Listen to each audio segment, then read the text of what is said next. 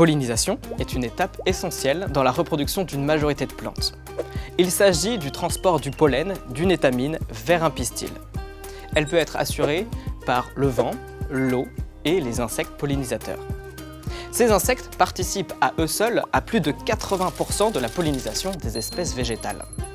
L'abeille domestique et les abeilles sauvages, les bourdons, les mouches, les guêpes, les papillons, les fourmis, les coléoptères.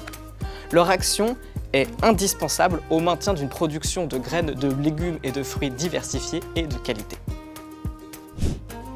La mauvaise nouvelle, c'est que la majorité des insectes volants, dont les pollinisateurs, est en train de disparaître. Alors, on peut se demander à quoi ressemblerait notre petit déjeuner sans leur précieux travail. Eh bien, à ça.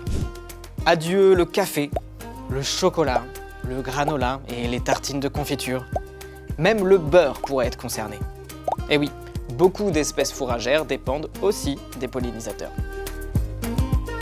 Leur préservation constitue un enjeu majeur, car leur contribution dans les productions agricoles, l'économie, l'alimentation, l'environnement est considérable. Des études menées sur plusieurs cultures ont permis plusieurs observations. La production baisse à mesure que les pollinisateurs disparaissent, les rendements diminuent et sont moins stables si leur diversité est insuffisante.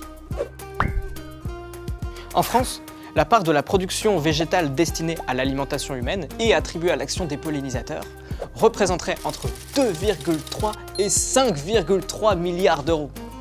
Pour les préserver, chacun peut agir à son niveau grâce à 3 leviers d'action. Sauvegarder et améliorer leurs habitats, augmenter et diversifier leurs ressources alimentaires et favoriser un environnement sain.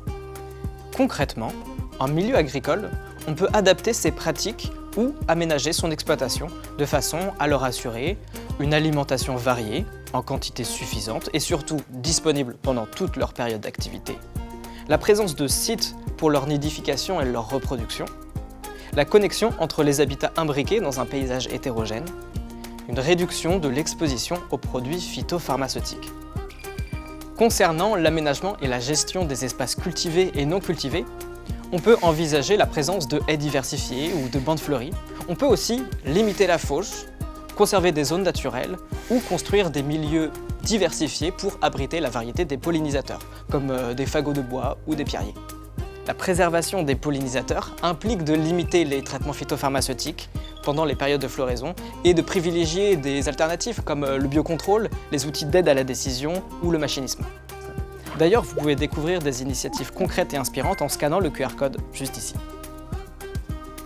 En tant qu'agriculteur, il ne faut pas hésiter à se faire accompagner par des personnes ressources comme les conseillers de chambres d'agriculture ou d'autres structures pour bénéficier d'un appui technique ou financier. En tout cas, moi, la pollinisation, ça me passionne et surtout, ça me donne envie d'aller voir ce qui se passe sur le terrain. En attendant, retrouvez toutes les ressources complémentaires sur le sujet juste ici. Allez, bisous!